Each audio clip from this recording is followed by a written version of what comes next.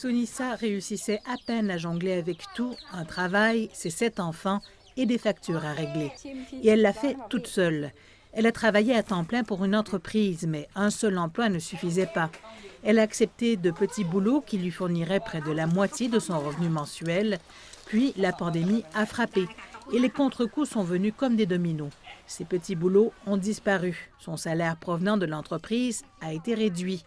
Les écoles ont fermé et son argent s'est épuisé. Quand mon salaire arrive après toutes les factures à payer, il me reste environ $3 dans mon portefeuille. Si j'avais un mari, nous pourrions nous soutenir émotionnellement et il pourrait me tenir la main pendant les moments difficiles. Mais je suis toute seule. La pandémie de coronavirus a entraîné une crise économique pour les plus pauvres du royaume, en particulier pour les femmes des provinces thaïlandaises qui, selon les attentes et la réalité économique, sont souvent les soutiens de famille. La pandémie a exposé le cruel fardeau imposé aux mères célibataires.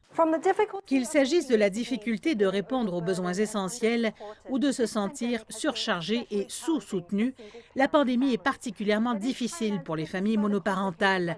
Mais en Thaïlande, cela est encore compliqué par la stigmatisation rattachée à la monoparentalité et beaucoup souffrent en silence, ce qui rend les chiffres difficiles à trouver.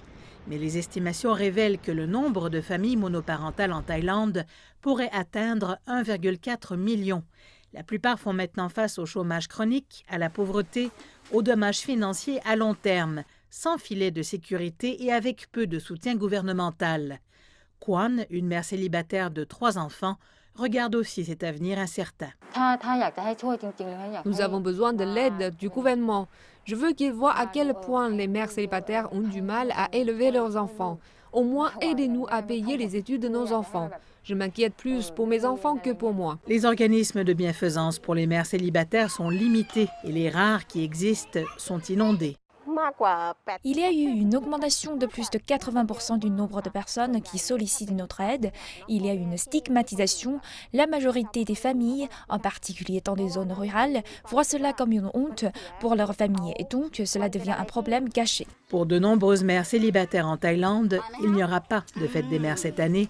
C'est un mode de survie, nourrir leurs enfants et essayer de garder un toit au-dessus de leur tête.